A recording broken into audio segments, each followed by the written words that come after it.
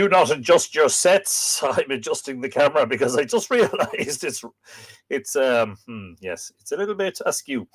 Good evening, everybody. Welcome to the Mythical Ireland Library. I'm Anthony Murphy. This is Live Irish Myths, episode number 284. We have a busy show for you tonight. Thank you for joining.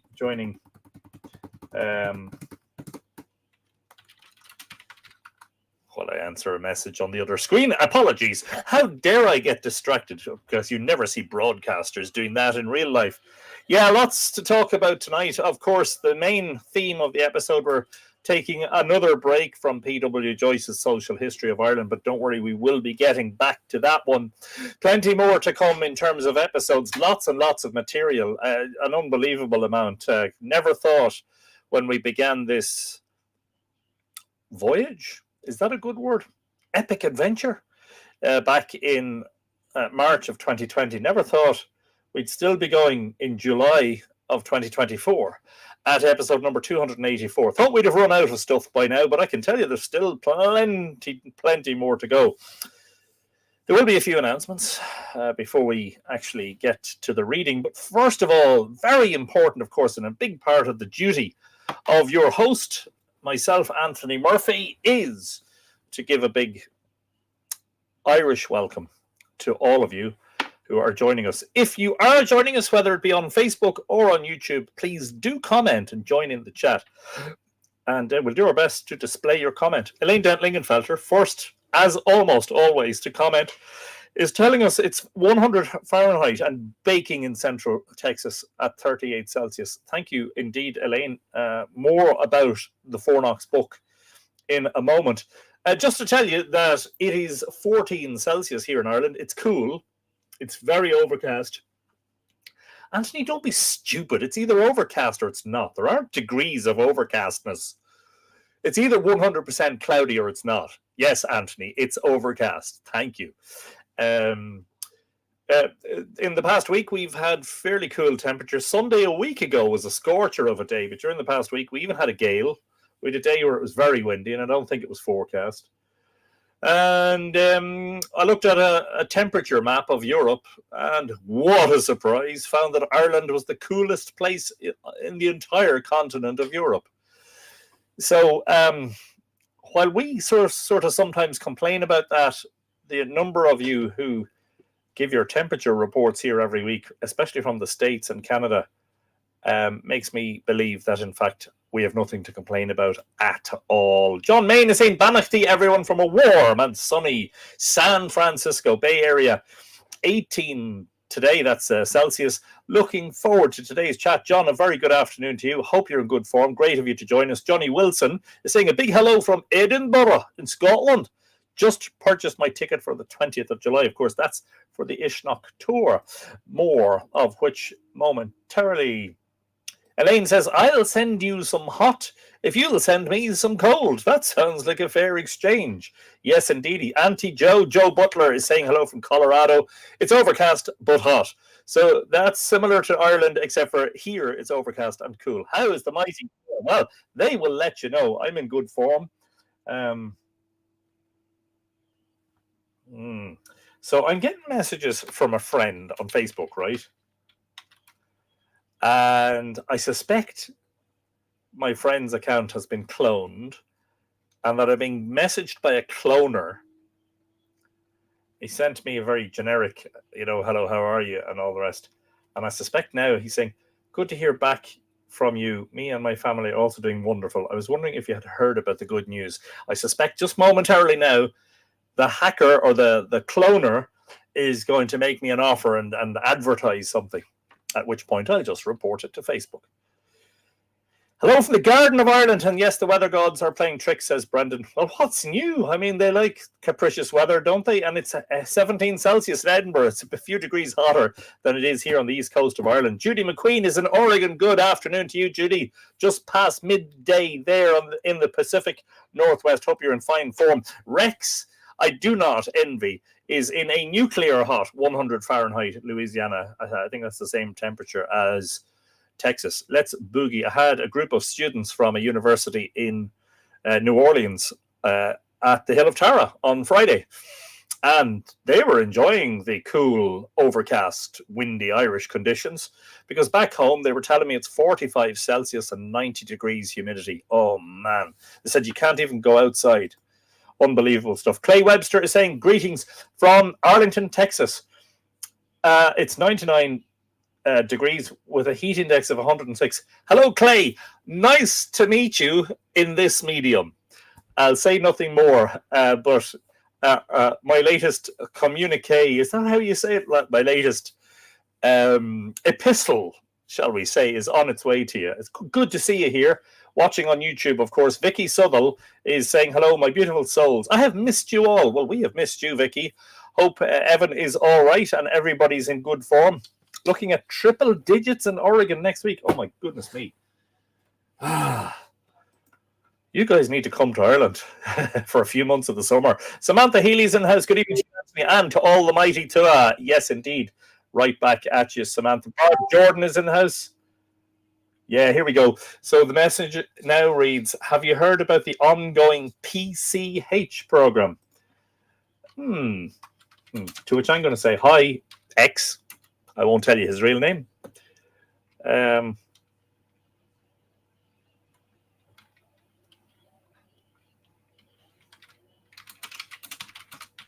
Are you now an advertising salesman? They'll ignore that and they'll just keep sending me messages until I block them. Good evening, Barb. Hope you're in good form. Tuesday Thompson is saying Happy Mythology Monday and the same right back at you. Lexi Erickson is in the house saying hello to Anthony, Joe, Tom, Barbara, and all the two. Lexi, what a joy for you to join us. Samantha Healy says it's in the gorgeous Rostrevor area of County Down, where, or not too far away, the bridge across Carlingford Lough is going to be built. What's that called? The Narrow Water Bridge, yeah. Brax is sending a green heart. Good afternoon / evening to you, Brax. Keep me sane, says Vicky. Me too. Judy McQueen is in Oregon. Apologies. So if I happen to, yes, I did see that already. Sorry, yes. But if I do repeat, yeah, don't worry about it. Lily Shamble says, boo, hope all are well. 14 Celsius and light rain here. Same here, except for no light rain at the moment, but it's not too far away. John Inman is saying, hello from equally sunny Eureka, California, 270 miles from San Francisco, the almost foggy and windy one. Adina Sparks is saying it's very hot and humid in New Mexico, I would say so. I'd say it's hot there most of the year round. And Scott Doherty says, hello all, hope you're all well, all in good form, I think. Shaking my head on the scammer, says Vicky, yeah. So the cloner of my friend's Facebook account has not responded to my latest comment. Maybe they know I know. Anne McCallum is here. Hello, Anton, and all the mighty too. I hope everyone's in good form. Lovely, sunny, 24 Celsius today. So thankfully, a little respite from the recent hot, humid weather. That's unbelievable. I don't think we've seen 24 Celsius in the Boyne Valley this year. And you're saying it's a reprieve from the heat. Supposed to be back in the 30s in a couple of days. Well, then, in that case, I don't envy you too much. Congratulations on the 3rd printing of your wonderful monograph, Bowen. Thank you indeed. Anne, yes. Brilliant stuff. Delighted. Theresa Collins joins us. Hope everything is well with you this evening. Well, especially since you arrived. Richard Burgess, whose first name I finally remember, has joined us from upstate New York. In fact, I was in the garden reading Charles Squire when my phone told me that Irish Myths just went live. The myths are always better live. Hope everyone's well. And you know, the thing about the book is you can go back to it. I know you can watch the live stream after the fact, but it's better to participate live, isn't it? Leslie O'Neill. Hello, Leslie. Lovely to meet you again. Hi from an overcast Bettystown. You mean it's overcast 5 miles from Drogheda as well as being overcast in Drogheda? No. What is the forecast? Pretty dry tonight with variable cloud demand. So here's the latest message from X. No, it's about the Workers' Compensation and Appeal Board program. It's an Easy Life grant program which is fashioned by the government to help the retired, semi-retired, disabled, working class, divorced, self-employed, widowed and low income. And you don't have to pay it back. I received my winning money from them successfully already. Do you know how to apply? And I'm just going to reply saying, could the real X, my friend's name,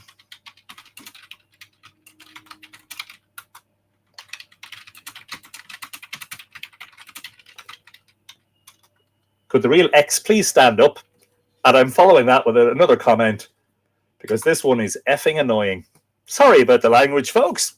That should scare them off. Leslie, great to see you. I took a fall at Evan's dentist and turned my ankle. It's ugly zombie foot, but not broken. Well, it's not broken, which is a good start. Rest up. I suggest putting it up as you're watching live Irish Mitts and sipping on a whiskey or something. Tom King is in the house.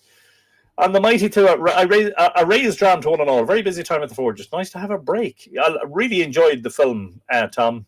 Very, very skillfully shot and edited. Really nicely done. Yeah, a great piece. And of course, the main man. Yeah, wonderful. Love the reading that you did, or the reciting. The firebrand through the trees, and just the whole mood of it was brilliant, you know. Brandon Byrne is just waiting to see who sneaks in the back door late and then puts their hand up for the little red book. I know, just sneak in and don't say it. I'm only joking, of course. It's all part of the fun here on Live Irish Myths. The Mythflix to like to get their names in the red book. Helen Hirsch Chader is in the house. Greetings to all. Friendly reminder to turn the page on your Mythical Ireland calendar. Yes, I was in the post office today, and I didn't do it myself. Can you believe that? I haven't done it myself. Oh, yeah. You've just reminded me. Oh, yeah. You've just reminded me of something, Helen, to add to my announcements list. But yeah, let's do that now, shall we? Sorry. Okie dokie. So this is June. That aerial photograph of Cairn at Carrow Keel on the Brickleave Mountains, close to this precipitous drop off the side of the mountain. To be replaced with July's photograph, which is sunset at the Gaelic chieftain statue near the battle, where the Battle of Curlew Pass happened, close to Lough Key in County Roscommon. Photographed at one of my many trips back from Sligo, coming down the N4 from Carrow Keel. What a beautiful, beautiful sight that was. And I'm so glad that I decided to pull the van in and grab the camera and take the shot, because it ended up in the calendar. Wayne Bird says, evening to the blacksmith of the Boyne Valley. Congratulations, Tom.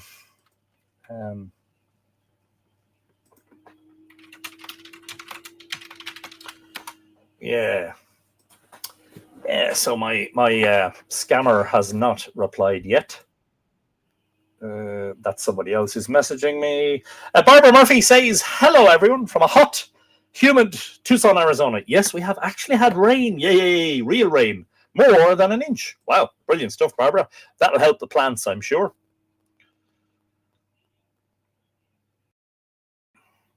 Helena Brain is also here, joining us, saying hello and waving. Who else? John Inman says the F could be freaking. Well, it's not. It's a little bit bolder than that. And it's not fecking either. It's the really bold version. Yeah. So, report. Harassment, suicide, or self-injury, pretending to be someone. There you go, a friend. Name. See, there's two of them and they're identical, and the identical profile pictures as well. So I'm going to block. Okay, they're blocked now. I think. No.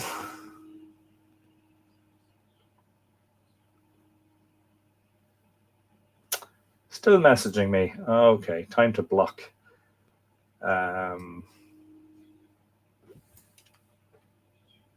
Block. Block messages and calls. Block. Block on Facebook. Block. Sorry about the interruption to the episode. First thing Evan asked me to go was flip the page on his Ireland calendar. Brilliant stuff. Fair play, Evan. Evan remembered. Evan knows. Good on you. Who else have we got? Desiree Riley, I'm so glad to be here with all of you. I've had a really rough day without my sweet boy Amadeus. He was injured by my recently evicted neighbour that threw broken glass in our shared yard out of spite. Poor Amadeus got several severe lacerations on the pads of his paws and on his toe beans. But I found out less than an hour ago that he thankfully didn't ingest any glass, and only one paw required stitches, so he will be okay, and I will just have to replay the video for him when he gets home tonight. Well, we're very sorry to hear what happened to Amadeus, Desiree. That's pretty low. Pretty awful, actually. Glad to hear that he'll be okay, though. We're sending all our love. Where can we see Tom's documentary? Tom, you might share the link in the comments. Jacqueline Kelly Adams is saying hello from a sunny, warm Columbia Gorge, Oregon. Hello, Anthony. Hello, Jacqueline. Hope you're in good form. Back in the Pacific Northwest, I hope it's a little bit warmer and a tiny bit sunnier than it is here. Yeah, exactly, Helena. Thank you for that. Okay, so I will catch up. That's all the comments so far. I'll catch up if I need to. Just conscious of the fact that it's already 1:15. So first thing to talk about is the Ishnok tour. So today you may have seen, but you may not, because of the way social media tends to hide posts and not share them with all my followers. A big announcement today, which is that on the Saturday, the 20th of July, I'm delighted to be teaming up with my good friend Simon Tute of Monumental Ireland, who is developing that wonderful app, which we've been testing on our phones, the Monumental Ireland app. And he's a guide at Ishnok. And we are going to do a joint tour at Ishnok, exploring its archaeology, history, mythology, and cosmology. And if you would like to join us, if you're able to, if you're in Ireland, I'm going to share a link where you can purchase your tickets. It's on at 2 p.m. Saturday, 20th of July. That's at the Hill of Ishnok. The air code is in the text of the tour page that I've just shared. And yeah, really looking forward to that. Not the first time I've hosted a tour at Ishnok, but the first time I've done anything like that in terms of, as it were, sharing, co-hosting. And if any of you have been on a tour of Ishnok with Simon, you will know that he's very, very well educated and versed on not just the history and archaeology of Ishnok, but also the myths and legends. He's a man after my own heart. We're kindred spirits. We're interested in all the same things. So really looking forward to that. As I say, if you're interested in participating, the link is there. Go and book your ticket. And that is a one-off. Unfortunately, I've had a couple of people saying, I can't come on that day. Will you be repeating it? And the answer is no. This is a one-off, you know. If you're planning something else that day, maybe unplan it. Archaeoastronomy Database has joined us. Hello, Ty. A very good evening to you from the Boyne Valley. We won't be doing any observations of sunsets or moonsets this evening. It's totally overcast. Josie Weatherford, I hope everyone is enjoying their summer so far. I was down in Kerry last week with my dad, and it was fantastic. Absolutely gorgeous area. Yeah, lots of ancient sites down there, particularly in terms of stone circles and rock art. Irish Technical Thinker is praised that everyone is well. Delighted to be here on this fine evening. Marcus, you're so welcome. Always a pleasure to welcome you into the library. So you recently saw, this is an announcement. They're all announcements, Anthony. The Ishnok tour was an announcement. You recently saw that we had produced a Mythical Ireland Curb 67, well, it's the Mythical Ireland logo t-shirt. And some of you said, we don't like round neck t-shirts. We'd like you to do a V-neck t-shirt. Well, the good news is there's now a V-neck t-shirt. Just comes with one caveat. It was only available in either black or white, so we went for black. So you can't, like lots of people have been doing, select a different color like navy or like cream or whatever. It's only available in the one color. But if you want a V-neck version of the Mythical Ireland t-shirt, I'm just sharing the link there.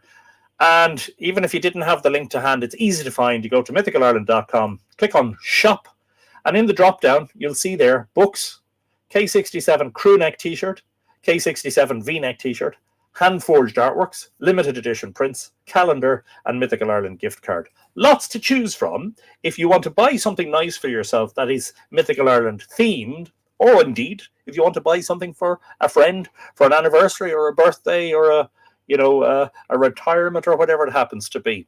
If you don't know what to get them, get one of the gift cards, which they can redeem against most of those things. How about bandanas for the pups? Yes, great idea. It'll come. You may know that there was a lot of merchandise on the website, and we decided it was just too crowded and there was too much choice and it was too confusing. So we're just going to introduce things one at a time, see how they do, and if they don't do well, take them off. If they do well, leave them there. So that's the Mythical Ireland t-shirt. You may have seen the unboxing video, but I'm delighted to report that the Bowen monograph, which is the second in the Mythical Ireland monograph series, went to its second reprint. And the other day, copies of that second reprint arrived here in the Mythical Ireland library, and I unboxed them in a video on YouTube, as they say in Dublin. I made a video for YouTube, and you can look at that. I'll share the link just in case that's something you happen to be interested in. Lots of people wishing Amadeus a speedy recovery, which is lovely to see. And of course, to Vicky on her elephant ankle, I think you called it. Pardon me. Lexi Erickson points out that the Mythical Ireland t-shirt is great quality. Yes, indeed. And a great pleasure to host some people from the States on private tours over the past week. And two of them in separate tours were wearing the Mythical Ireland t-shirt, which was fabulous to see. So the Bowen monograph is titled Bowen, the Goddess of the River Boyne and the Milky Way. And so just the only difference, it's a reprint, it's a straight reprint, but the only difference, and it is very subtle, is that on the details page, you'll see that it says first published 2021, reprinted 2022 and 2024. So that's how you know you have the third print, as it were. And that, if you're interested in it, lots of you, of course, lots of the regular viewers already have it in their library. But if you haven't and you're interested, it is only available. Some of my books are only available on the Mythical Ireland website because they're self-published. And because, to be honest with you, getting them onto Amazon is a pain in the backside, and you've no control over the quality. And yeah, they take a lot of the profit, and the artist or the writer in this case gets very little. So if you want to buy a copy, I will send you a signed copy, but you will have to pay postage. Unfortunately, that's just a fact of life. Daisy Peters has joined us. It's a great pleasure to watch this fabulous canal. Blessings to all of you. Hello, Daisy. Which canal are you watching? No, I think that might be a typing error or a correction error. Love the Bowen monograph. I have a copy myself, and it's brilliant, says Josie. Thank you very much, Josie. Glad to hear that you enjoyed. Alan Hoskins is saying a late hello to one and all from a sunny Ballina, Killaloe. Hope all are keeping well. Good evening to you, Alan. What a pleasure to welcome you to the library. And, of course, the other monograph, the third in the series, is the Fornox monograph, and significant update on that last week. I finally finished writing the text. Today, I was busy doing some bureaucracy, and that's okay. That is filling forms out, confirming that I'll be using certain photographs supplied by the National Museum of Ireland and the National Monument Service, which form a very important part of the forthcoming book about Fornox. The book is complete. Apart from the little bit of paperwork, shall we say, there's just a couple of details I just have to add in, and then I have to just do a proofread, but it'll be more than one proofread. I always proofread my book several times so that I don't miss anything. It will be the first book ever published and dedicated to the Fornox passage tomb. since the publication of the excavation report by P.J. Hartnett, all the way back in 1957. And it will be the first publication to feature full-colour photographs of the artefacts and finds recovered during the excavation. It will run to close to 200 pages, which means that if you put the Bowen monograph, which is number 2 in the series, and the Finn monograph, which is number 1 in the series, together, you will get 104 plus 72. Yeah, it'll be thicker than that.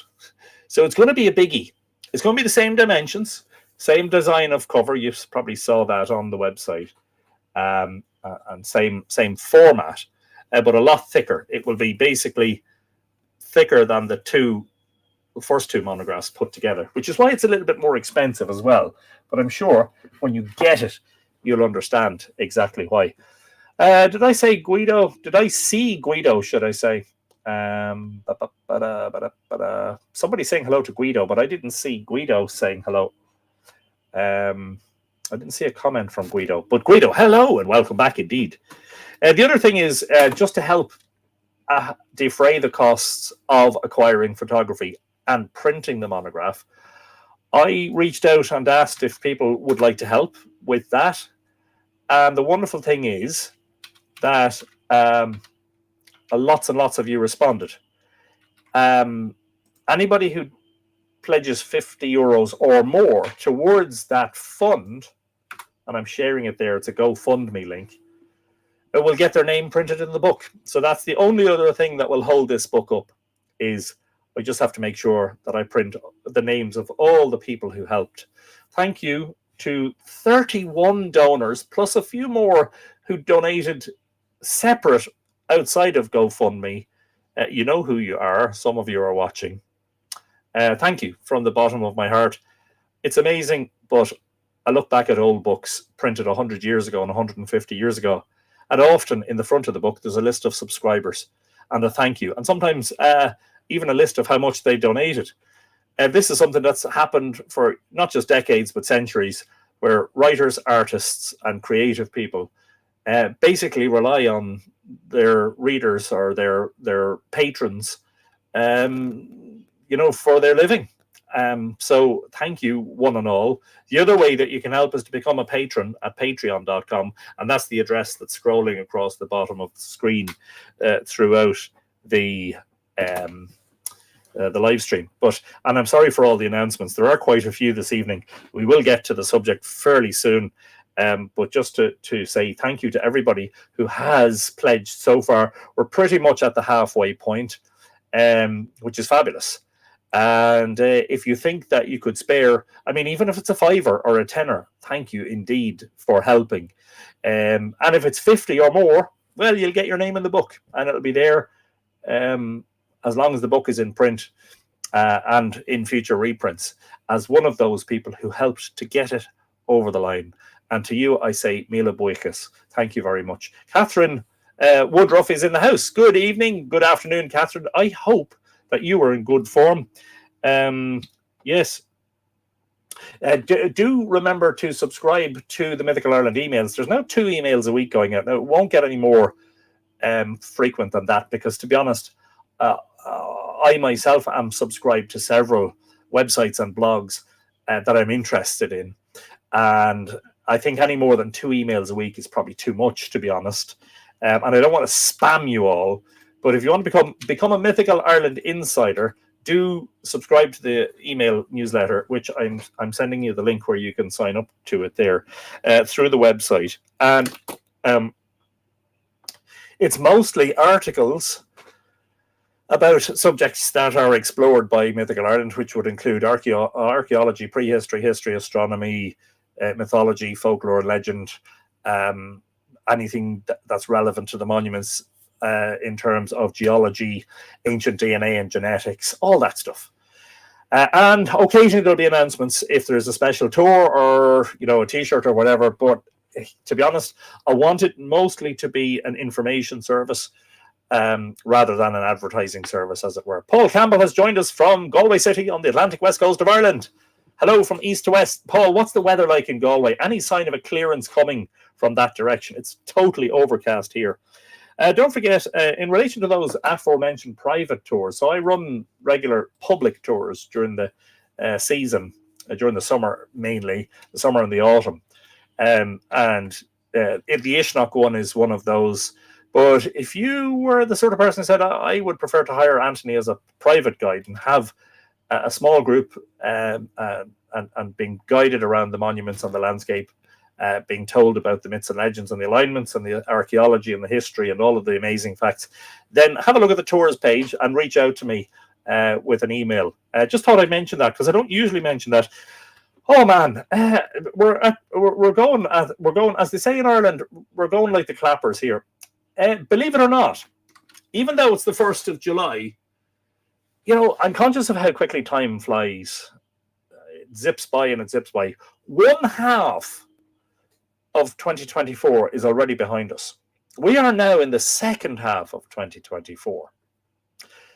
So it's not too early, is it, to talk about the 2025 Mythical Ireland calendar. I usually design it around September, early October, and then put it for sale in October. This year, I'm ahead of myself. I decided get in early. There's lots of nice photography that I've taken since last year's calendar. In fact, too much. I have to whittle it down to 13, one for each month, and of course the cover image. And believe it or not, I have 4/5 of the design work done on the calendar. It could go to print in a couple of weeks' time if I wanted to, but I'm going to hold off because there's always a possibility that a couple more very special photographs will be taken between now and then. But if you're interested in getting in early and pre-ordering your copy of the 2025 calendar, I'm sharing the link there now. It's live on the website. You can pre-order it. Now, you may not get it for several months. I'm not sure. I may get it printed in September this year.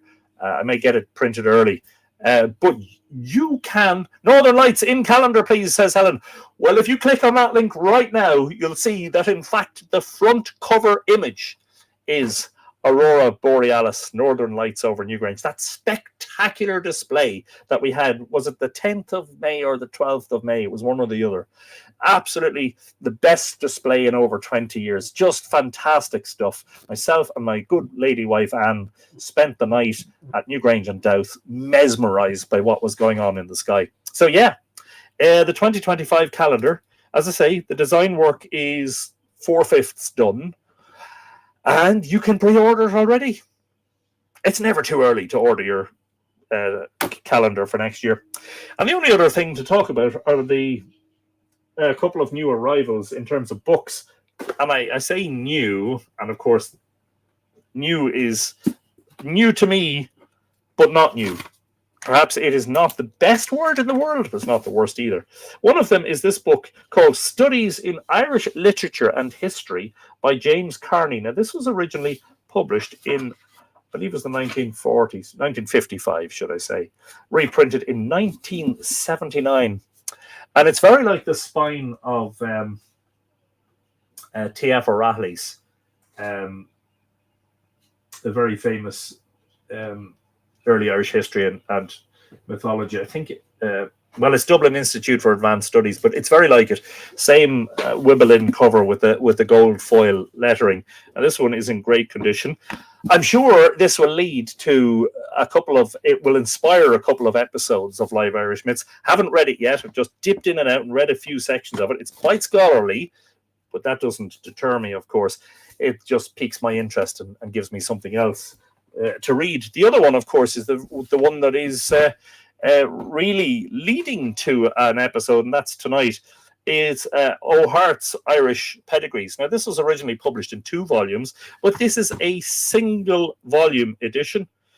It says printed in 1876. Look at that. Now, some repair has been done to the cover and some taping to keep it all together. But aside from that, it's in very good condition. It may be old, but it is gold. And of course, this is about the pedigrees, those that are given, the genealogies that were such an important part of kingship and sects and clans in medieval Ireland, that they were able to have their bards recite their pedigree, as it were, going all the way back into the mists of time, many of them claiming descendancy from Herimon or Erimon, the first Milesian High King, or the first mortal, the first Gaelic High King of Ireland. So I'm going to be reading something of an introduction to some of that, which will focus a little bit on the invasion myths, the Lower Gawala, as an introduction to the work. But it will undoubtedly inspire or feed into or make material for several episodes. This being the first of several. Can you not make and sell a book? Yeah, I've often, and somebody has asked me that in the past week, and it's a great idea. I've often thought about it. I'd love to do it. There are drawbacks. That book, to do justice to it, would need to be a big book and a heavy book. That means it's going to be very expensive to produce, to print. I can do the design myself, so that's not a problem. So there you go, Desiree. I hope the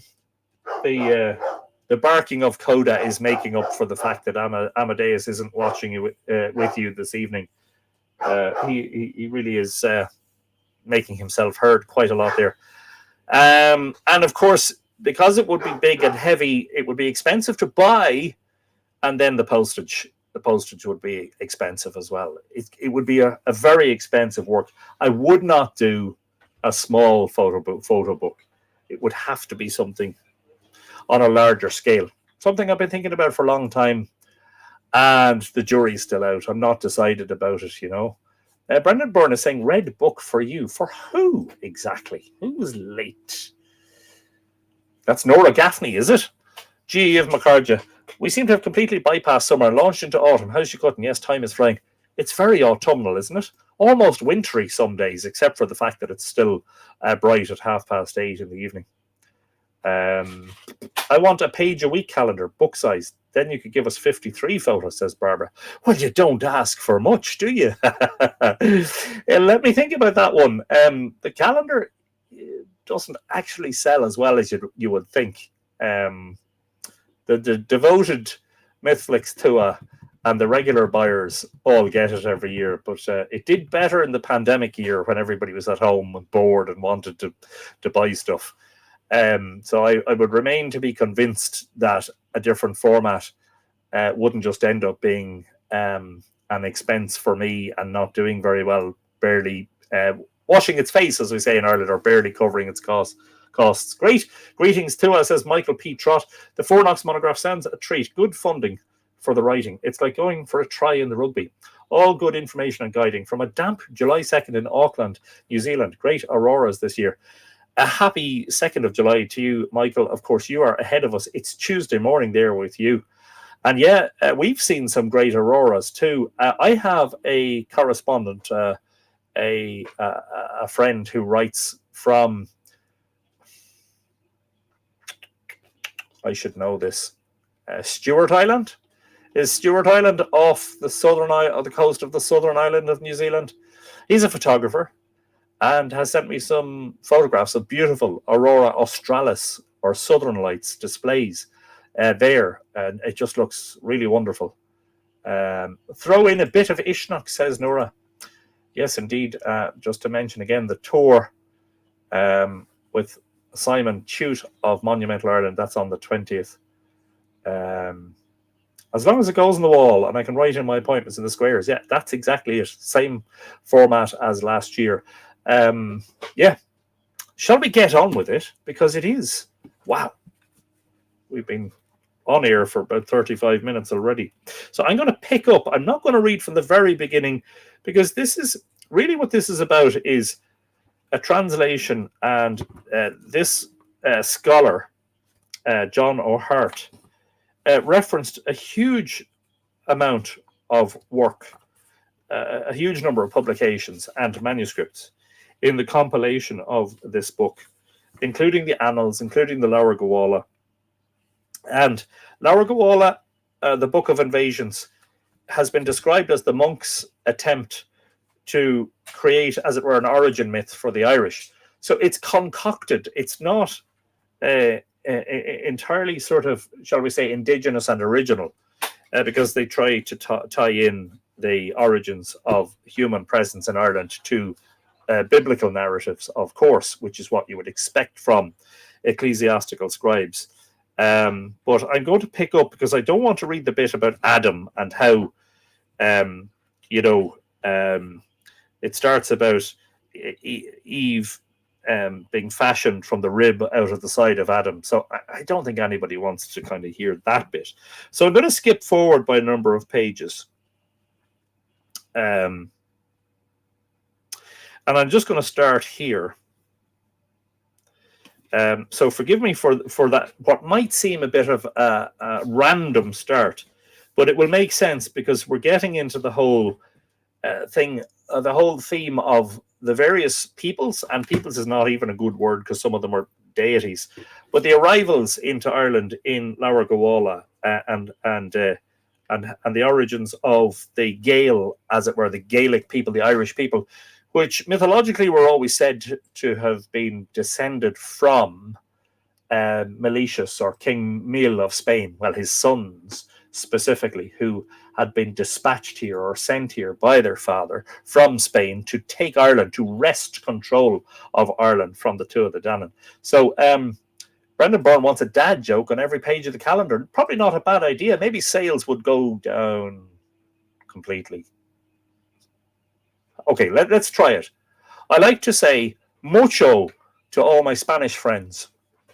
It means a lot to them.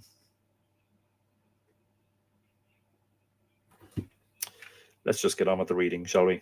To expiate his fault and to comply with the will of his gods, Meletius, with the general approbation of his people, sent his uncle Ithius with his son Lugadius and 150 stout men, stout as in strong, I suspect, rather than stout as in fat-bellied, to bring them an account of those western islands, who, accordingly arriving at the island, since then called Ireland, and landing in that part of it now called Munster, left his son with 50 of his men to guard the ship, and with the rest travelled about the island. I suspect, have I got, sorry, is the volume tonight, I think the volume's up full, which means if I speak loudly, it's clipping. It's probably a little bit distorted, so I'm just going to lower the volume control just a little bit to make sure that the sound quality is a bit better. Nobody has commented on it, but maybe just now that I've mentioned it, you might comment on it and just tell me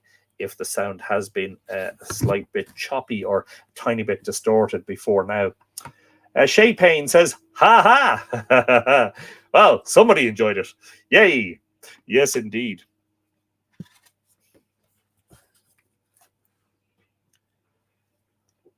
And with the rest travelled about the island, informed, among other things, that the three sons of Ciarmid, called Macuil, Maciacht, and Magrania, did then and for 30 years before rule and govern the island. Of course, they were the triplicate and the last kings of the Tuatha De Danann.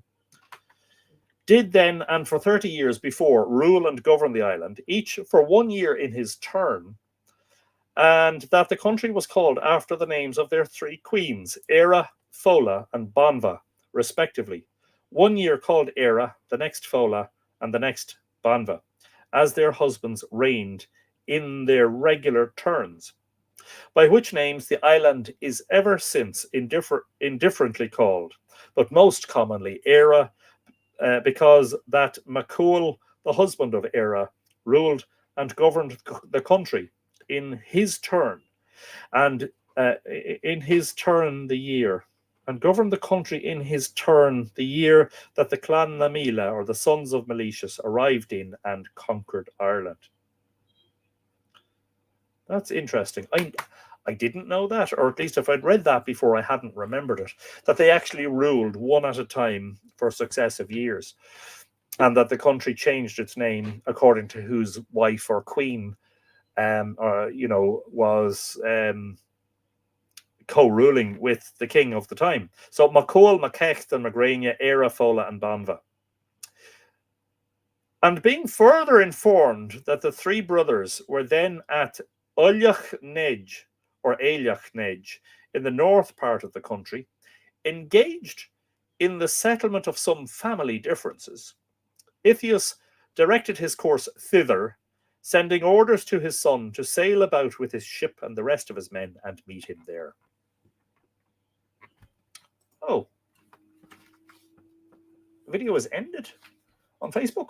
Let me just quickly check that. That would be a bit of a disaster, wouldn't it? Still a lot of people watching.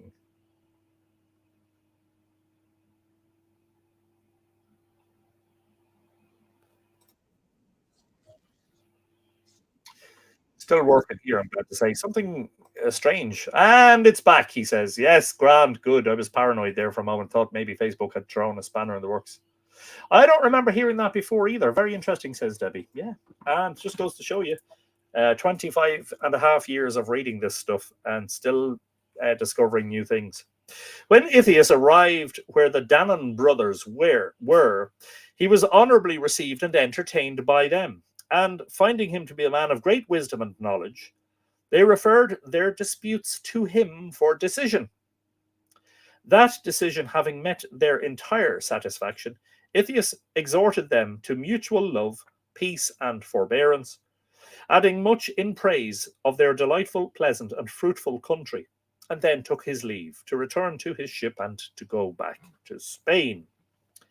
No sooner was he gone than the brothers began to reflect on the high commendations which Ithius gave of the island, and, suspecting his design of bringing others to invade it, resolved to prevent him, and therefore pursued him with a strong party, overtook him, fought and routed his men, and wounded himself to death, before his son or the rest of his men left on shipboard could come to his rescue.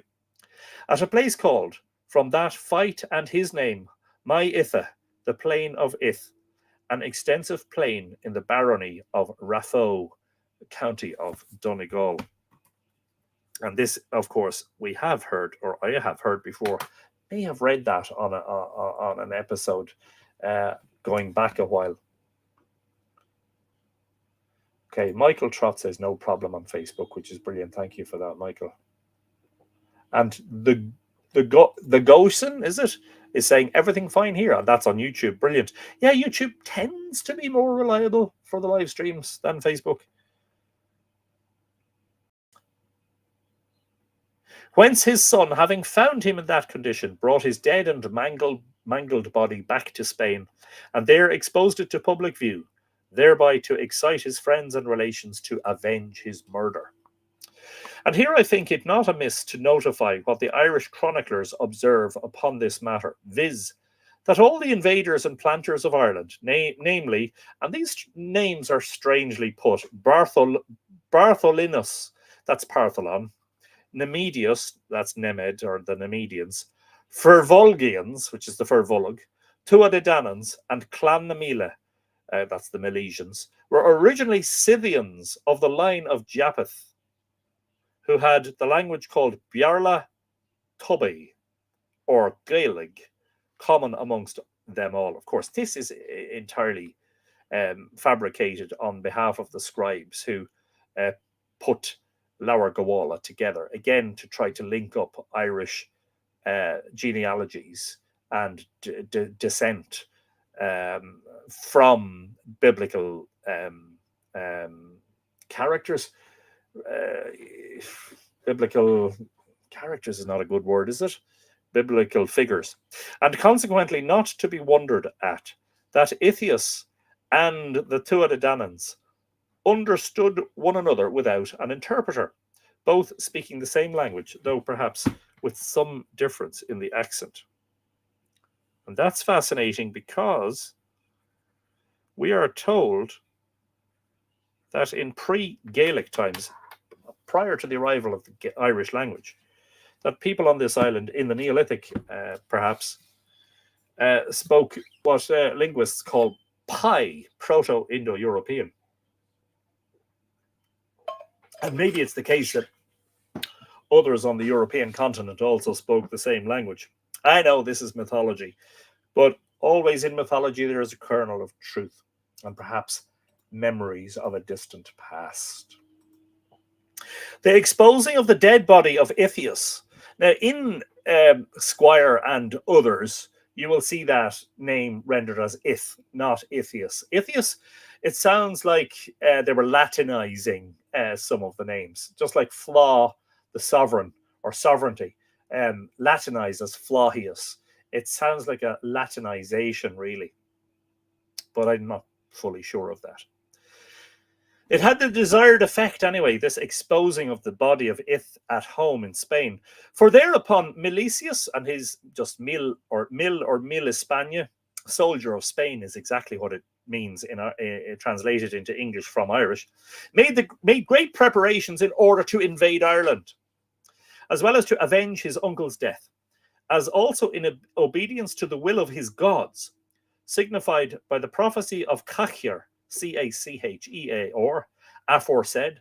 But before he could effect that object, he died, leaving the care and charge of that expedition upon his 8 legitimate sons by his 2 wives before mentioned. Legitimate sons. He had 8 legitimate sons. Question would naturally arise.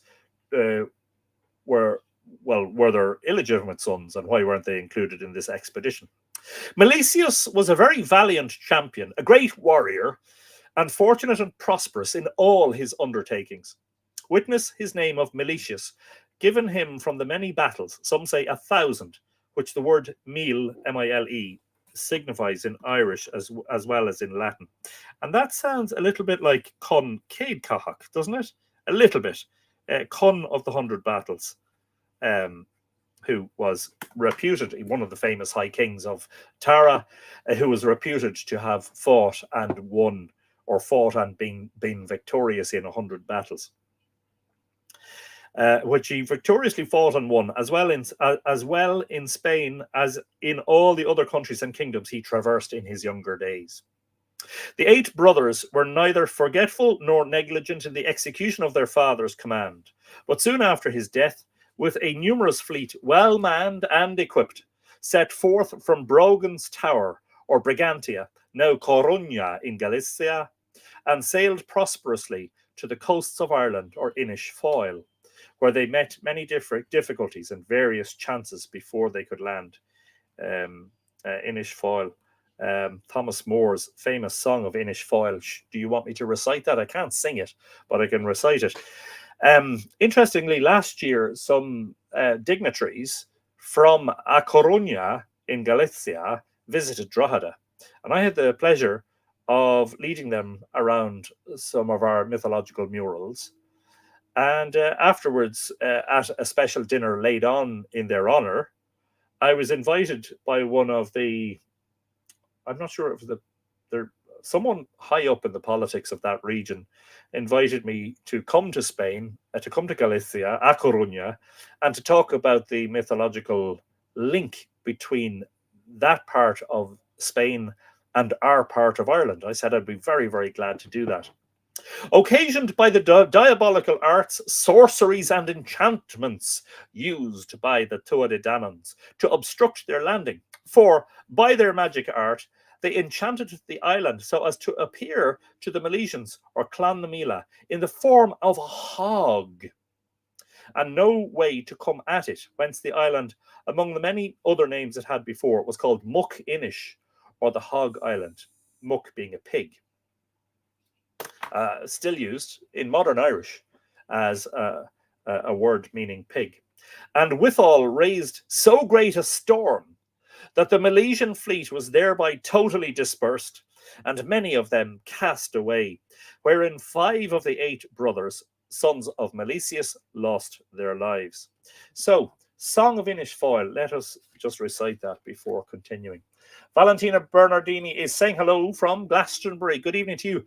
I saw some photographs and some video clips of the Glastonbury Festival. It looked phenomenal. And Coldplay just looked out of this world. Brilliant stuff. Scythians is a large biblical stretch, though they were Iranic or Iranian and influenced late Bronze Age Celts of Eastern Europe.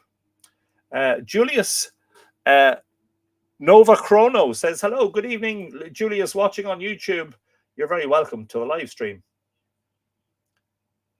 I always love learning about new overlooked details, says Irish Technical Thinker, about our lore. We truly do learn something new every day. And this is why we love watching your reading amazing episodes, Anthony. Yeah. And I likewise, literally every time I pick up a book, especially a section I haven't read before, and I learn something new. Also the word for pork, muck. There you go. Yes, indeed. Song of Inishfoil. This is from Thomas Moore in his Irish Melodies. They came from a land beyond the sea, and now o'er the western main set sail in their goodly ships gallantly from the sunny land of Spain. Oh, where's the isle we've seen in dreams, our destined home or grave? Thus sang they as by the morning's beams they swept the Atlantic wave. And lo, where afar o'er ocean shines a spark of radiant green, as though in that deep lay emerald mines, whose light through the wave was seen. Tis Inishfoil, rings o'er the echoing sea, while, bending to heaven, the warriors hail that home of the brave and free. Sounds a bit American, national anthem of America-ish, stars and stripes and all that. Then turned they unto the eastern wave, where now their day god's eye a look of such sunny omen gave, as lighted up sea and sky. Nor frown was seen through sky or sea, nor tear or leaf or sod, when first on their Isle of Destiny our great forefathers trod. Is there more, or is that it? That is it.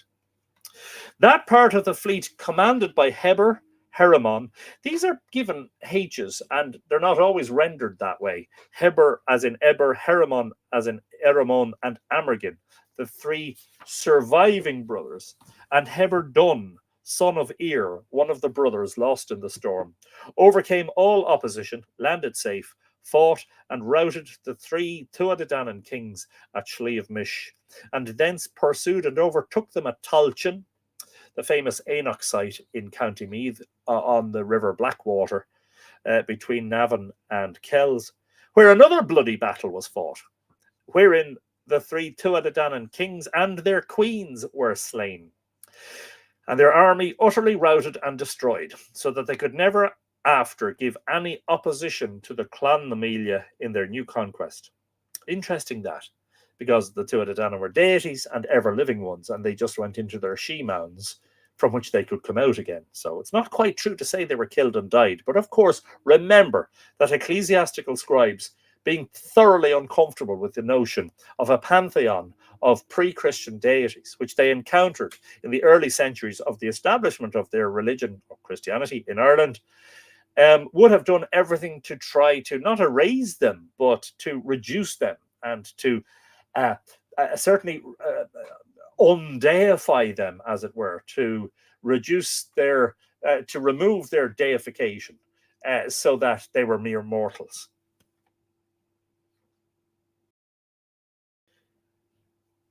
So that they could never after give any opposition to the Clan Namelia in their new conquest, who, having thus sufficiently avenged the death of their great uncle Ithias, gained the possession of the country foretold them by Cachir, some ages past, as already mentioned. Heber and Herimon, the chief leading men remaining of the 8 brothers, sons of Milesius aforesaid, divided the kingdom between them, allotting a proportion of land to their brother Amergin, didn't know that, who was their arch-priest, druid or magician, and to their nephew Heberdon and the rest of their commanders. Usually the story just says that they divided Ireland in half, Erimon ruling the northern half, Eberfin the southern half, and that the boundary, certainly on the east side of the island, was the Boyne River. And this is according to, is it Hughes's History of Drogheda or Dalton's History of Drogheda? One of the histories of Drogheda claims that the folklore about the Mill Mount here in Drogheda was that the mound was built as a boundary marker between the two provinces, the north and south, governed by the two brothers. Doesn't say anything, and I think that's the first time I've read that there was a portion of land allotted to Amergin, the third of the brothers, to survive the Tuatha Dé Danann storm, and to their nephew, Heber Dunn.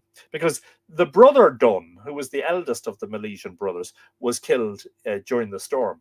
He was the one who got cheeky with Eru when the Milesians encountered first the tutelary or guardian goddesses of Ireland, Banva and Fola and Eru. They met Eru at Ishnok, and before any of them spoke, she said to Amergin, "Long has your coming here been foretold by our soothsayers." And she basically prophesied. She asked if Amergin would agree that they would, if successful, name the country after her. He agreed to this, and she then prophesied or forecast that they would be successful in their mission, which, if you think about it, definitely shouldn't have been the case, since that would mean she would be defeated. But Dunn says, "Don't mind her." He says to Amergin, "If we want to take Ireland, we'll do so through our own strength and might, you know." And she basically says to him, "You won't share in the fruits of Ireland." And of course, he drowns during the tempest on the Western Ocean, in what I have often referred to in my work as the Spanish Armada of the Bronze Age, because it foreshadowed a much later event when the Spanish ships were sailing around Ireland and Scotland, and got hammered by a storm and broken to bits on the rocks, and became jointly the first of 183 kings or sole monarchs of the Gathelian, Gathelian, which again seems to be a very strange rendering of the Gaels, Milesian or Scottish race that ruled and governed Ireland successively for 2,885 years, from the first year of their reign, Anno Mundi 3500, to their submission to the crown of England in the person of King Henry II. Of course, that's the 12th century AD. He was the king during the Anglo-Norman invasion of Ireland. That's interesting. Let me just run the calculator on this for a second, just to check something. Let's call that 1169. It might be 1172 when Henry II actually came to Ireland. But I mean, bear with me for a moment. Take away 3,500 is 2,328. No. I'm wrong. I'm doing the wrong sum, Anthony. 1172 minus 2885. Yeah, 1713 BC. Which is the date that the annals of the Four Masters give for the arrival of the Milesians, 1700 BC, not 1713, but that time frame, which is in the Bronze Age, you know. Now, I'm not saying any of that is chronologically or, from the point of view of a calendar date. I'm not saying that's accurate. This is mythology after all, but again, just referring back, mythology always having a kernel of truth within it. Who also being of the Milesian race by Maud his mother, this is King Henry II, and granddaughter of Malcolm Con More, King of Scotland, was lineally descended from Fergus the Great, or Fergus More MacArca, first King of Scotland, who was descended from the said Heremon, so that the succession may be truly said to continue in the Milesian blood from before Christ 1,699 years down to the present time. So that's all very interesting too. Heber and Heremon reigned jointly 1 year only, where, upon a difference between their ambitious wives, they quarrelled and fought a battle at Ardcath, or Geshill, Giashill, near Tullamore in the King's County, that's County Offaly, where Heber was slain by Heremon. And soon after, Amergin, who claimed an equal share in the government, was, in another battle fought between them, likewise slain by Heremon. Heremon thus became sole monarch and made a new division of the land amongst his comrades and friends, viz. The south part, now called Munster, he gave to his brother Heber's 4 sons, Urva, Ferron, and Fergna. The north part, now Ulster, he gave to Ear's only son, Heber Dunn. The east part, or Cogugalion, now called Leinster, he gave to Crunthan Sciavale, one of his commanders. And the west part, now called Connacht, Heremon gave to Un Mac Oige, another of his commanders, allotting a part of Munster to Lugadius, the son of Aetius, the first Milesian discoverer of Ireland, amongst his brother Heber's sons. So fascinatingly, there's a row breaks out. I'm not entirely sure whether Laura Gawala says the row broke out between Erimon and Eber. This is claiming that it was a row between their wives that caused them to fight. They fought to the death.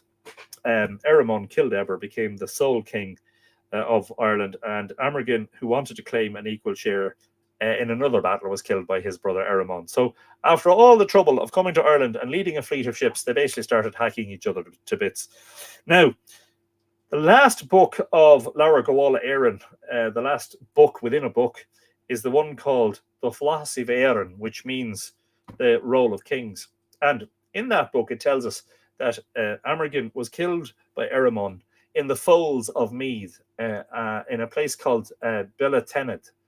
It doesn't tell us where he was buried. And for that information, we rely on local folklore here in Drogheda, because that claims that Amergin was buried under the mound that supports the Martello Tower here in Drogheda, called Millmount, overlooking the town. I brought attention to the fact, myself and Richard Moore, in our book Island of the Setting Sun, to the fact, or to the curiosity, that although Millmount was said to be named because there was a mill on top of it at one time, a windmill, we thought it curious that it was the burial place of one of the illustrious sons of Mil, the King of Spain, and that perhaps that's how it was named, Millmount. But that was speculation, and that's all it remains. From these three brothers, Heber, Ear, and Heremon, Amergin dying without issue, are all the Milesian Irish of Ireland and Scotland descended, viz., from Heber, the eldest brother, the provincial kings of Munster, of whom 38 were sole monarchs of Ireland, and most of the nobility and gentry of Munster, and many noble families in Scotland are descended. I'm going to just take a break from the reading for a moment, just to check on comments to see if there is anything important that I missed or any questions. Of course, you're all important, and everything you say is important.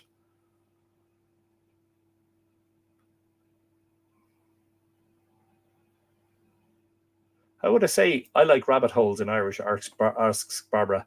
Is Motlum cunning? Well, I suppose.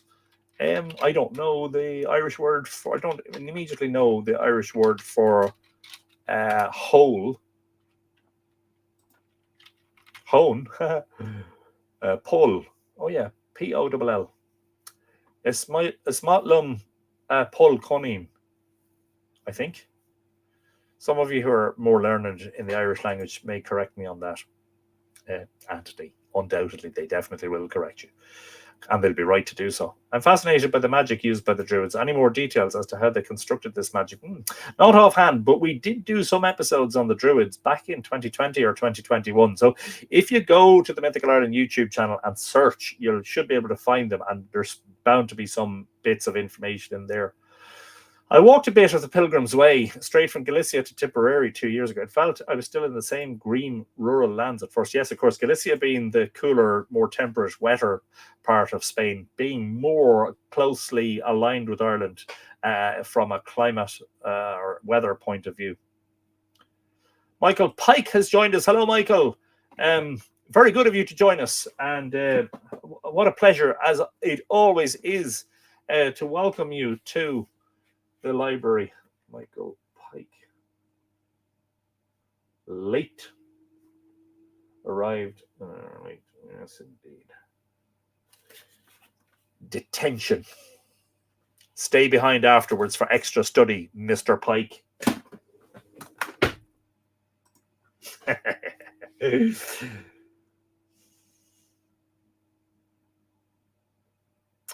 The Bay of Biscay from Spain can be some choppy waters. My own dad is doing a cruise from the south of England. A mythical coincidence. Wow. he might get swept around into the west of Ireland, because that's apparently the way the current goes. Where Carrickfergus gets its name, says Marcus. King Fergus. There you go. The connections here are incredible.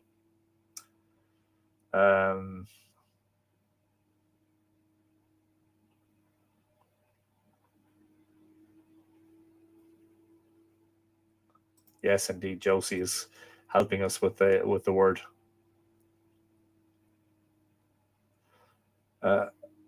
Connichier is a rabbit warren, and I've come across this word in a book in Irish, so it is used. Oh, boy, not. I would like, but I do like. Is Motlum, Connichier.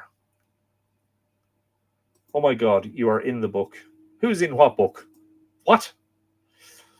Julius, I've been writing a story where our character has the powers of every being within Irish mythology, including their equipment, such as the Frogroch. It's absolutely fascinating how powerful the sword is. The Answerer. Yes, indeed. Sandra Boothroyd had to leave. Sorry to see you go, Sandra. Hope you catch the rest of the episode on YouTube afterwards, or on Facebook if you prefer.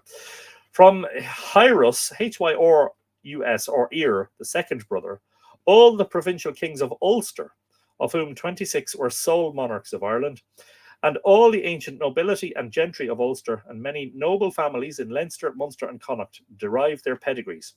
And in Scotland, the Clan na Rory, the descendants of an eminent man named Rory, or Roderick, who was monarch of Ireland for 70 years.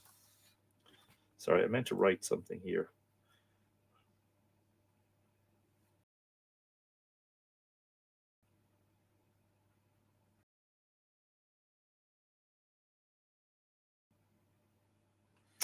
Okay. From Heremon, the youngest of the three brothers, were descended 114 sole monarchs of Ireland. The provincial kings and Heremonian nobility and gentry of Leinster, Connacht, Meath, Oriel, Chiarowan, Chiarconnell, and Clan na Boy, the kings of Dalriada, all the kings of Scotland from Fergus Mór mac Arca down to the Stuarts, and the kings and queens of England from Henry II down to the present. Wow, incredible stuff. Of course, that's what's claimed. The issue of Ith is not accounted among the Milesian Irish, or Clan na Meath, as not being descended from Milesius, but from his uncle Ith, or Ithius, of whose posterity, careful Anthony, make sure you say posterity and not posterior, of whose posterity there were also some monarchs of Ireland. See role of the Irish monarchs in the next chapter. And many provincial or half-provincial kings of Munster, that country upon the first division being allocated to the sons of Heber and to Lugadius, son of Ithius, whose posterity continued there accordingly. This invasion, conquest, or plantation of Ireland by the Milesian or Scottish nation, and that's, so the original name of the Irish was the Scots, the actual Scottish people now sort of borrowed that name from us. There was a certain time when if you spoke about the Scottish people, you were talking about the Irish. Yeah, go back, Anthony, because you're after confusing yourself. This invasion, conquest, or plantation of Ireland by the Milesian or Scottish nation took place in the year of the world 3500, or the next year after Solomon began the foundation of the Temple of Jerusalem. See how they try to link up, the monks try to link up things chronologically to fit in with the biblical timelines. And 1,699 years before the nativity of our Saviour Jesus Christ, which, according to the Irish computation of time, occurred Anno Mundi 5,199, therein agreeing with the Septuagint, Roman martyrologies, Eusebius, Orosius, and other ancient authors, which computation the ancient Irish chroniclers exactly observed in their books of the reigns of the monarchs of Ireland and other antiquities of that kingdom, out of which the following roll of the monarchs of Ireland From the beginning of the Milesian monarchy to their submission to King Henry II of England, a prince of their own blood is exactly collected. And lest anybody be confused, the fact that Henry might have claimed descent from Gael or Milesian blood doesn't at all mean that the Irish people were happy with his influence or his not influence, his incursion into Ireland. Sorry, just bear with me one moment.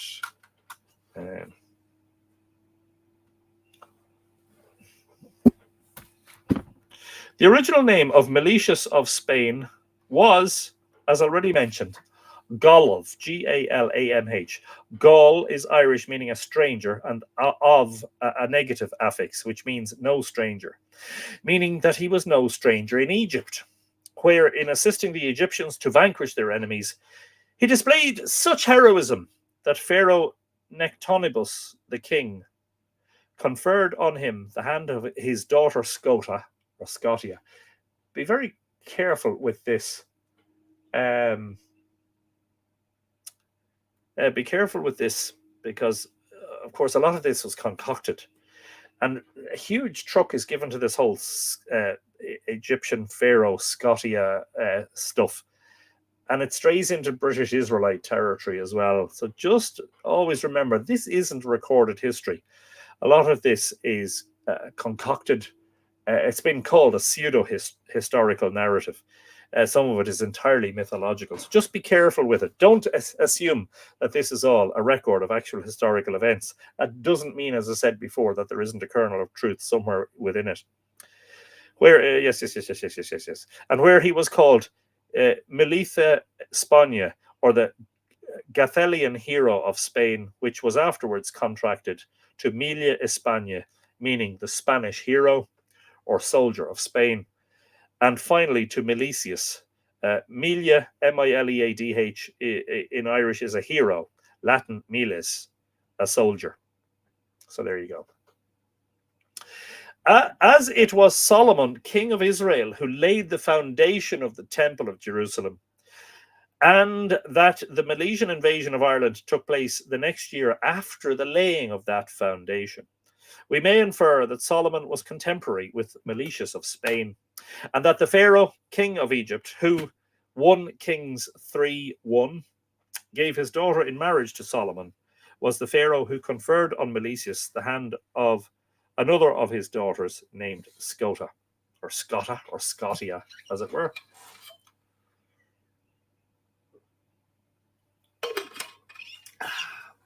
That is water, by the way. Definitely not whiskey. Milesius of Spain bore 3 lions in his shield and standard.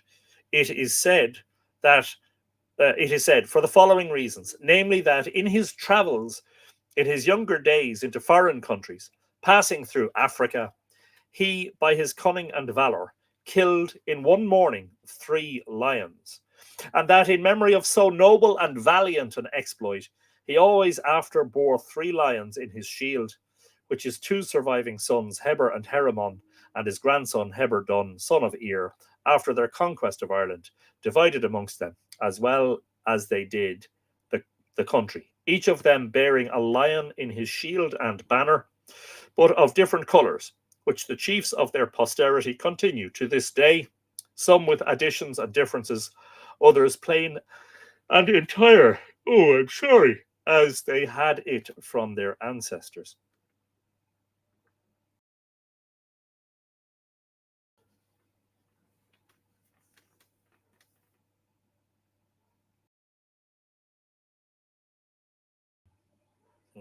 Okay.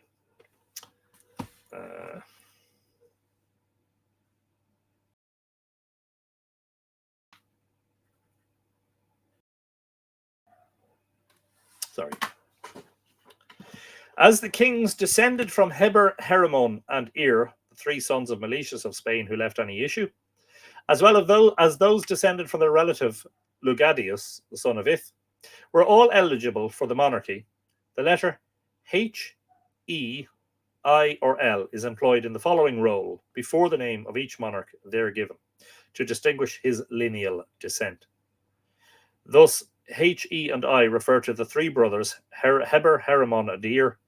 H is replaced before the names of the monarchs who are descended from Heber. Sorry, H is placed before.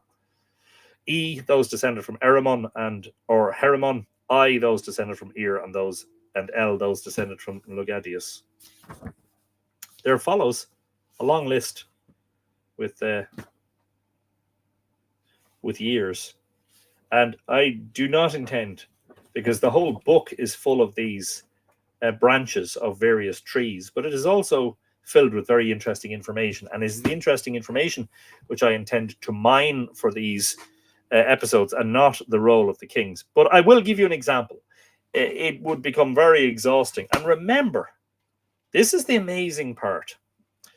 These pedigrees or genealogies were learned and recited by heart without any recourse to any written material by the Olafs, by the bards and the poets of certainly early medieval Ireland, probably going back into prehistory. Just imagine standing up before your king at an assembly, and the king saying, "Please, Anthony," or whatever I might have been called in prehistory, Anton Machavard, please do recite our pedigree to all who are assembled. Heber and Heremon jointly began to reign Anno Mundi 3500 or 1699 before Christ. Heremon alone, 1698 BC. Mumnius, Lugnius, and Lagnius, again, these sound like highly Latinized versions of the original names, 1683. Paul Byrne is saying Nectanabo is the pharaoh's correct spelling. The reign of Nectanabus coincided with Irish myths. Yeah.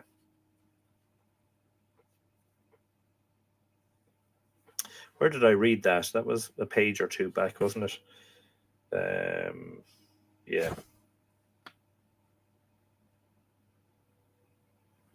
Yes. Well, thank you for that. Thank you, Paul.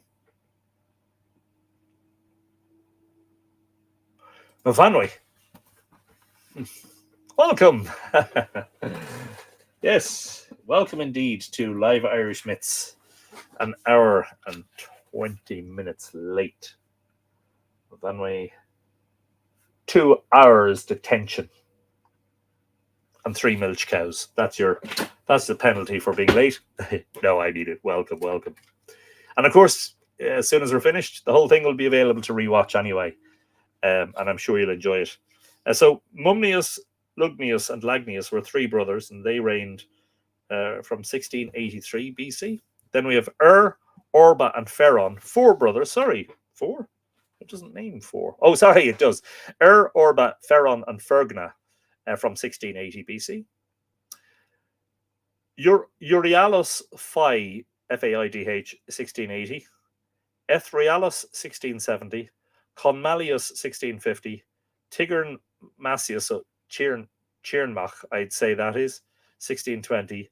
Achaeus Edgohach, 1536, etc., and so on. I mean, if I was listening in the banqueting hall of Tara, for instance, in early medieval times, while a High King's bard decided to recite the entire pedigree of his people, I think I'd be falling asleep pretty quickly now, to be honest with you, you know. Perhaps it was made very entertaining and some jokes were inserted and some singing, but interesting stuff. So before we finished,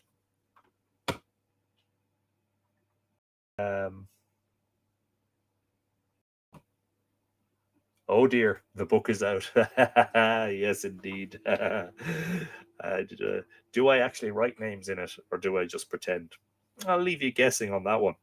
So I just want to read before we finish for this evening, and this is a book we will come back to, hopefully next week, of course. Now, I have to find it, but I just want to read in the appendices of the first volume. Remember, there were 2 volumes, and this is a single volume. This is the 2 volumes in one. I wanted to read the bit about from the appendix. Scotia.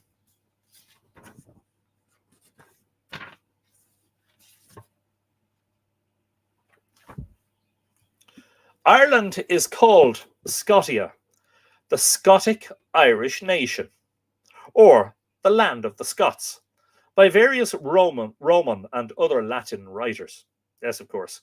Once you see IA, it's usually Latin, isn't it? What is the score in the soccer, by the way? Not normally interested in soccer, but I do take an interest in it when the big competitions are on.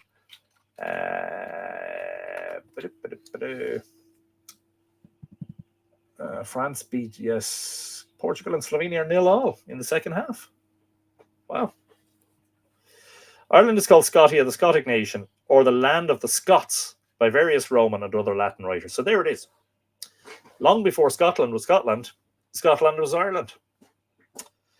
It got the name Scotia from the Milesian colony who came from Spain. Éireann is a more recent name of Ireland than Scotia, but Éireann, E-I-R-I-N, is genitive. Éire is actually, E-I-R-E is the name. Is a more ancient name of Ireland than Scotia, for it is only in the 3rd century that the celebrated philosopher Porphyry, what's his name? How do you even say that? Porphyry of Tyre is the first writer recorded who called the Irish Scotti, in the following passage from his writings, quoted by Saint Jerome.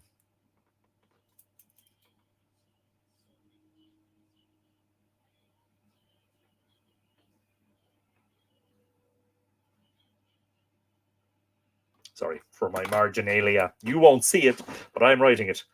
Neque enim Britannia fertilis provincia tyrannorum. Tyrannorum looks like tyrannical. Et Scotica gentes, people, omnesque usque ad oceanum per circuitum barbaric, nations, nationes, moisem prophetasque cogovernant. And I will, of course, give you the translation. Oh, thank God for that. Like, don't tell me he's going to deliver the rest of the episode in Latin.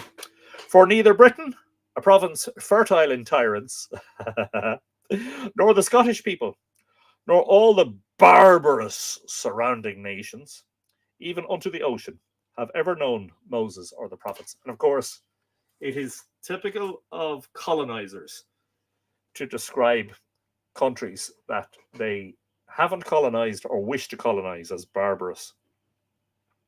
Something that continued into modern times.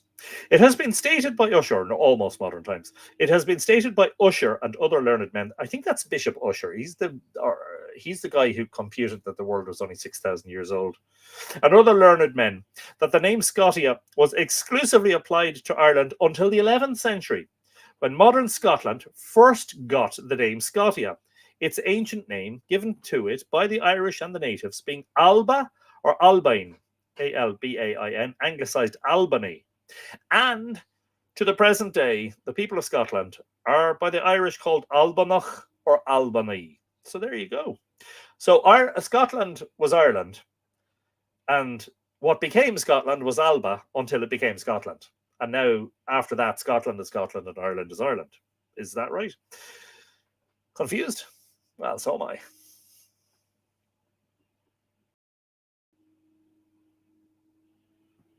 Expelliarmus. Yes. All you need now, says Helena, is a bell to ring, like, hear thee, hear thee. Yes, indeed. Town crier sort of thing. Scotia Major was a later name for Ireland. The popes might have changed the names to reduce the Hibernian missionaries about the 10th century, says Michael. Yes, indeed. 1-0 to France, yes. But Portugal, Slovenia is still 0-0, apparently. Connie Reader says, my pedigree DNA was 20% Irish 10 years ago, but now it's 41% Scottish. So confused. Well, don't you know, like the Irish and the Scottish have so many affinities, genetic affinity included, you know.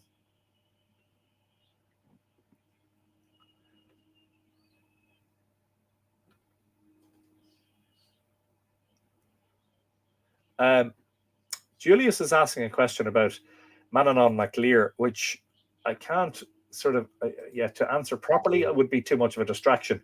But I think we did an episode of Live Irish Myths about Manannán. And of course, one of the items that I would know, I think I would know him best for, is the one called the Faith Fiada, the Cloak of Invisibility. Let me just check. Yeah, we did. Episode number 10. And episode 23 were about Manannán. So if you go to the YouTube channel which you're on already, just search for Manannán and go back over those. I would try to dig out some information, but I'd be just completely distracting myself from finishing this. And given that it's 9:30 here, I think I need to finish anyway. But should be some information there anyway to help you.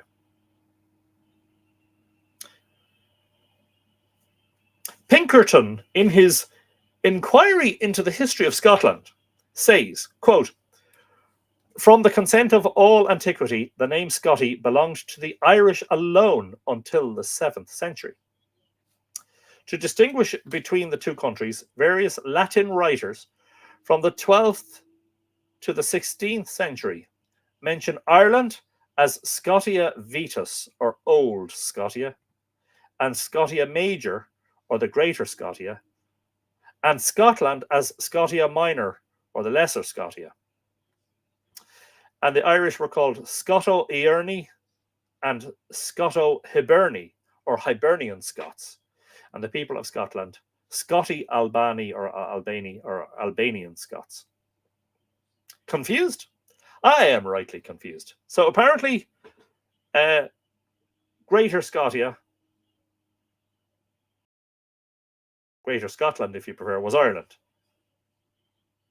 Lesser Scotia, or Lesser Scotland, was Scotland. What we now know as Scotland. But so some authorities claiming that Scotia was the exclusively applied name to Ireland until the 11th century, when modern Scotland first got the name Scotia. Wow.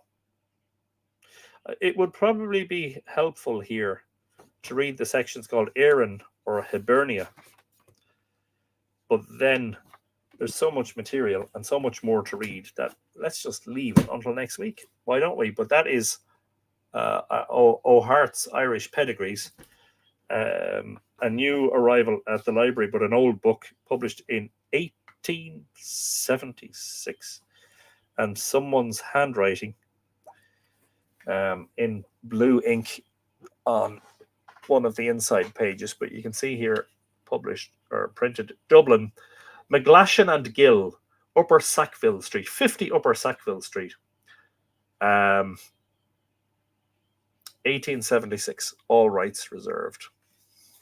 Irish Pedigrees, or The Origin and Stem of the Irish Nation, and printed at Lower Ormond Quay, Dublin, by George Healy. Yeah, I love old books that I just love the quality of the paper, and it's fascinating to think about how they were printed back then. Were they using hot metal at that point? The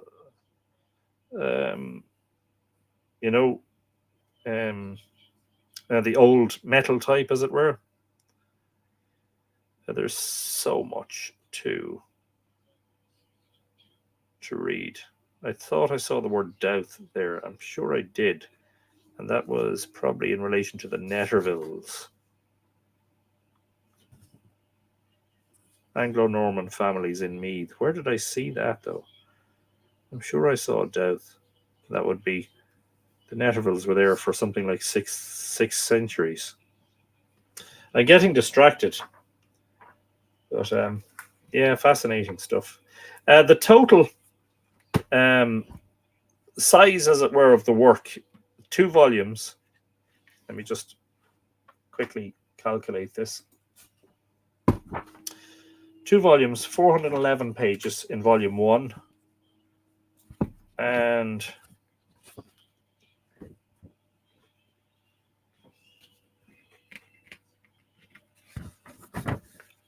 416 in the second, so 827 pages. A very major work.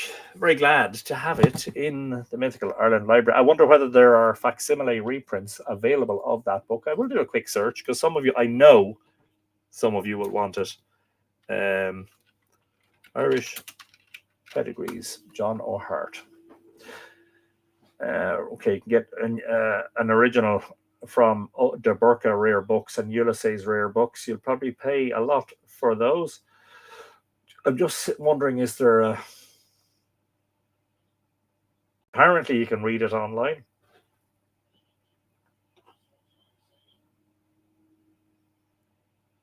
Yeah, I'm not immediately sure whether there are facsimile reprints available of it. Just going to check this listing on Amazon.com to see whether it is £189.99. It's 2 separate volumes. And published in 1999. So hopefully a facsimile reprint, but you'll still pay. It looks like something you will pay. You'll pay for. Anyway, yeah. Brendan says, just hope Ireland don't draw Scotland in the next tournament. I won't know what I'm here for.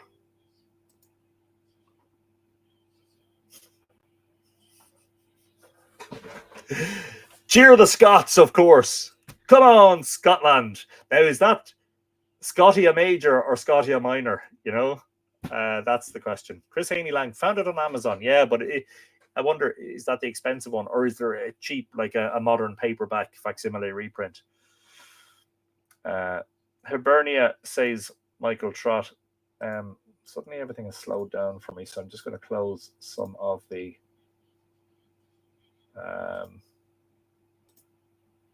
gonna just stay, you know, the tabs that are open in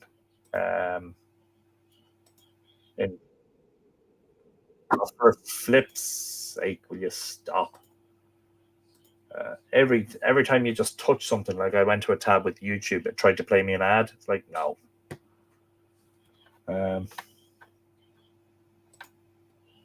Sorry, I am distracted. It's all about holding the note, says Helena. According to Google Books, you can download a free PDF. Yeah. And I have done that with works that either weren't available in print or were too expensive to buy. I just don't like reading books from a screen. I like to have the physical thing, but I'm just old-fashioned. I'm a bit of a dinosaur like that, you know. Scotia Major, Ireland, Hibernia, Ivernia, Erin. Many names. Yes, indeed, Michael. Many names is right.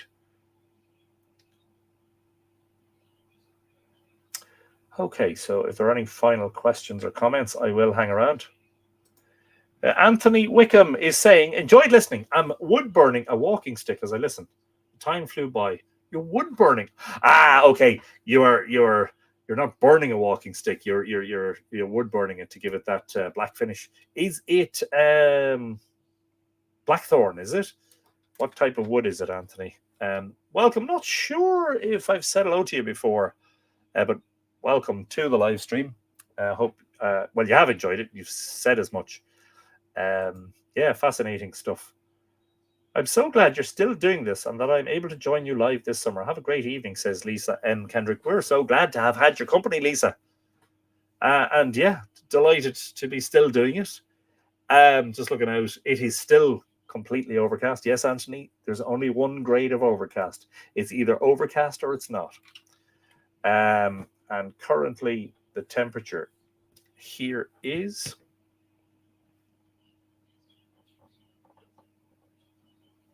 No, you won't get it there, Anthony. So try here.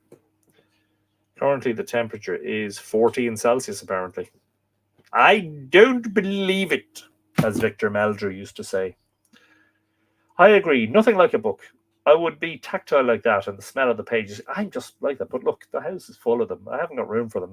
All the shelves are full. Every time I get another book, I've nowhere to put it. You know, so maybe the people who have them as PDFs are the right ones. You know. Birch. I'm a newcomer. Hi to all. Oh, is birch a hardwood? Is it? Or is it a softer wood, Anthony? I'm not sure. I think it's a slightly harder wood, isn't it? Yes, indeed. Same to you, Helen. Have a fabulous week. Thank you for joining us. We'll see you on the next one. And don't forget all the announcements at the start. If you're interested in the Ishnock Talk book tickets, the Fornox monograph will be hopefully printed by the end of this month and sent out into the world. I'm hoping to get it to print in about 2 weeks' time, but I always just urge caution on that because I originally intended to publish it by vernal equinox of this year, and that didn't happen. The Bowen monograph, of course, has been reprinted. The Finn monograph was recently reprinted as well. So do pick up your copies of those if you want. Don't forget the V-neck t-shirt is now available with the Mythical Ireland logo on it, the K67 logo, and the 2025 calendar is available for pre-order. Astonishing, I know, right? Crazy stuff, but there you go. Better early than never. Daisy Peters, thank you indeed.